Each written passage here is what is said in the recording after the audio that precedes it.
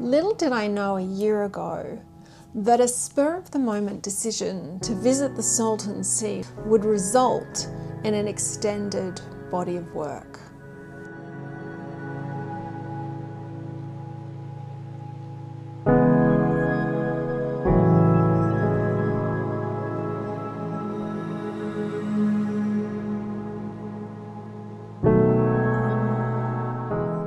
To date, there are 3 finished works in this series. I have 2 larger unfinished works, as well as a multitude of sketches and drawings, paintings and experiments.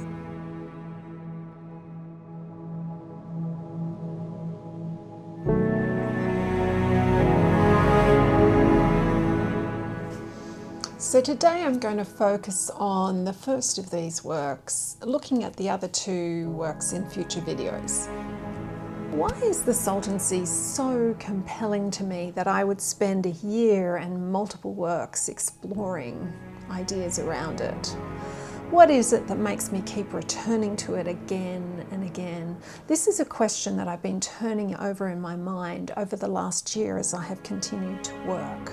There are multiple answers to that question and many layers, some of which I'll unpack in this video and some I'll unpack in future videos. Take Landlocked, for example, the first piece that I completed in this series. In this work, a large golden textured orb hovers in the central upper part of the composition. Underneath that is a richly textured painted area, embedded with a semicircle of sticks.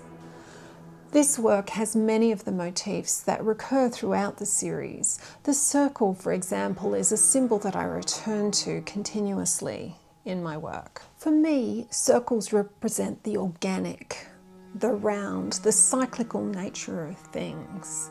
They are egg-like, full of life and potential. They represent the mystery of the wild. They are like the wild encapsulated. They also reference a concrete disc I found embedded in the shores of the sea when we visited. I love how this man-made concrete structure is partially obscured and covered by the sand. The golden colour represents golden hour and the golden light that bathed the Salton Sea when we visited. That and the rectangles here. As we stood on the shores of the sea, a large freight train hauled into view, with row after row after row of containers behind it. These freight trains are a real feature of the desert landscape in Southern California. They're often over a mile long as they snake their way through the desert environment. The rectangular and colourful containers represent human presence and stand in stark contrast to the desert environment.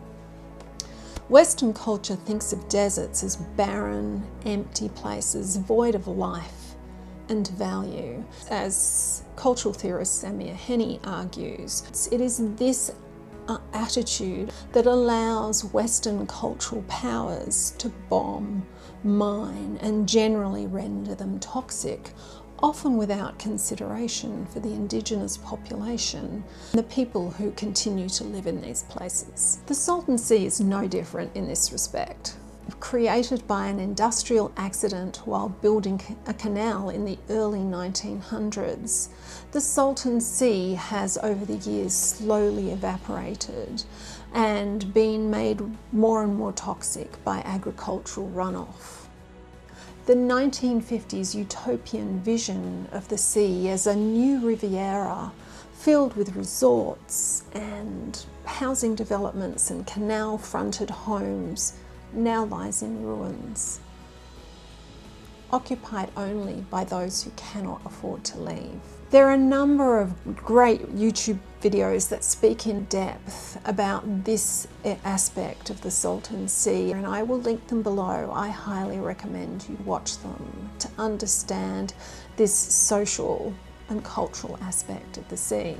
But the Salton Sea is much more than an industrial project gone wrong, and has a much deeper history. There have been multiple inundations, flooding from the Colorado River over the centuries, and records show the presence of the Kia Nation alongside its shores for millennia.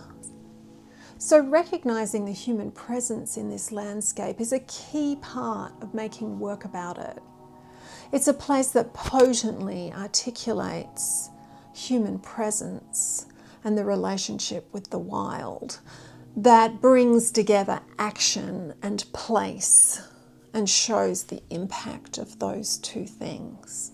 Rectangular forms speak to this for me and represent the Western cultural presence in this place. The lower part of the work and the horizontal line that bifurcates it, suggesting a horizon, speaks to the sea as an environment and the sense of space, the lived experience of being in that place. The shores of the highly saline sea are thick with salt, and walking across it crunches and crackles with the crustiness. There are twigs and driftwood and leaves and parts of plants embedded into its crusted surface.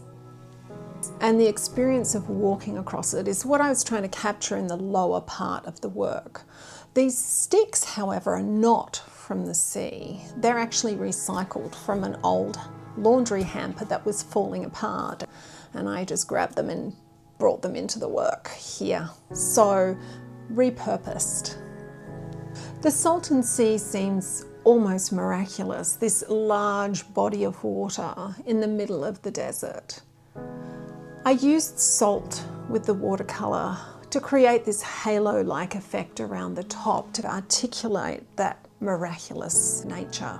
And the intense blue line speaks to the horizon of the sea, meeting the intense overarching blue of the sky above you. So this is the first work I completed in this series, inspired by our visit to the Salton Sea. Stay tuned, like and subscribe, so that you can watch the other videos in this series where I dive deeper into some more of the works that I've completed as part of this body of work. And until then, take care and bye for now.